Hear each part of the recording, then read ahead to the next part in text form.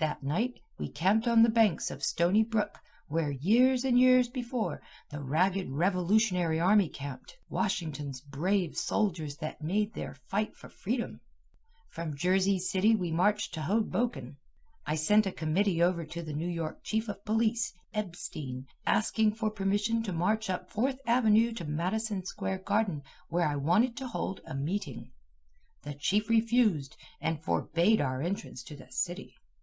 I went over myself to New York and saw Mayor Seth Low. The mayor was most courteous, but he said he would have to support the police commissioner.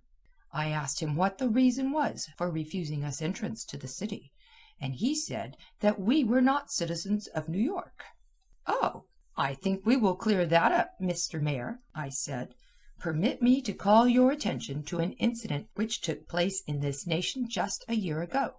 A piece of rotten royalty came over here from Germany, called Prince Henry.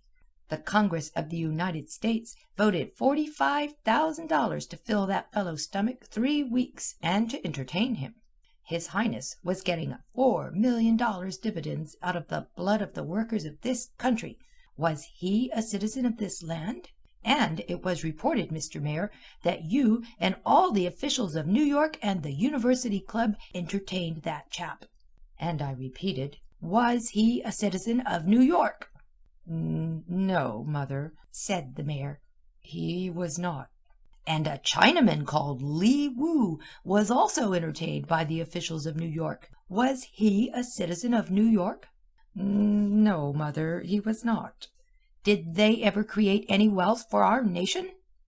"No, Mother, they did not," said he. "Well, Mr. Mayor, these are the little citizens of the nation, and they also produce its wealth. Aren't we entitled to enter your city?" "Just wait," says he. And he called the commissioner of police over to his office. Well, finally they decided to let the army come in. We marched up Fourth Avenue to Madison Square, and police officers, captains, sergeants, roundsmen, reserves from 3 precincts accompanied us. But the police would not let us hold a meeting in Madison Square.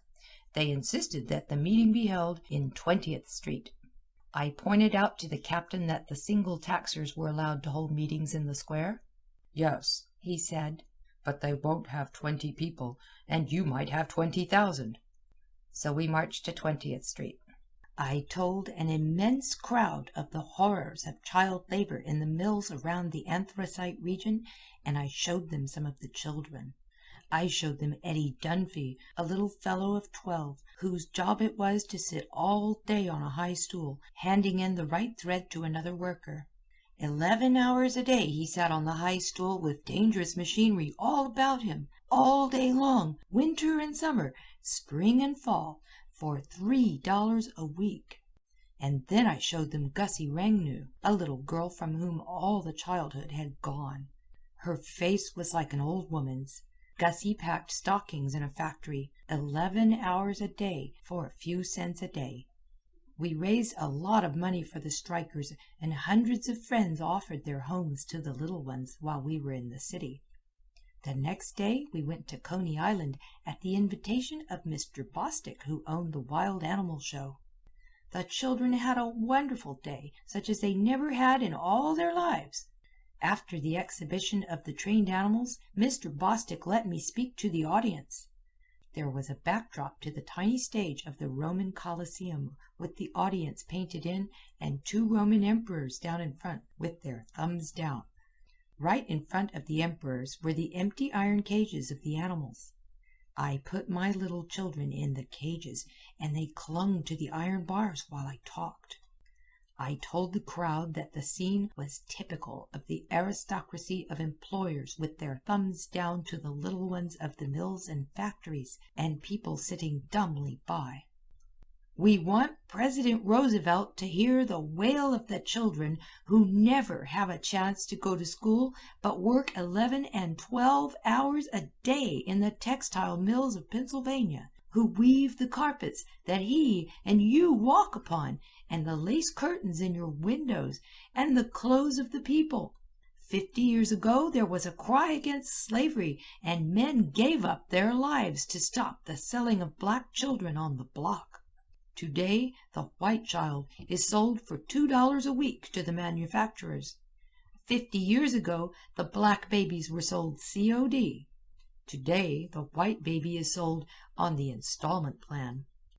In Georgia, where children worked day and night in the cotton mills, they have just passed a bill to protect songbirds. What about little children from whom all song is gone? I shall ask the President, in the name of the aching hearts of these little ones, that he emancipate them from slavery.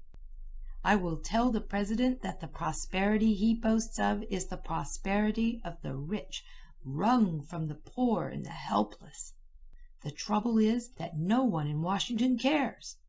I saw our legislators in 1 hour pass 3 bills for the relief of the railways, but when labor cries for aid for the children, they will not listen. I asked a man in prison once how he happened to be there, and he said he had stolen a pair of shoes. I told him that if he had stolen a railroad he would be a United States Senator.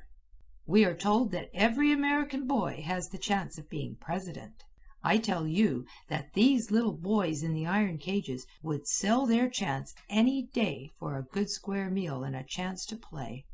These little toilers whom I have taken from the mills, deformed, dwarfed in body and soul, with nothing but toil before them, have never heard that they have a chance, the chance of every American male citizen, to become the president.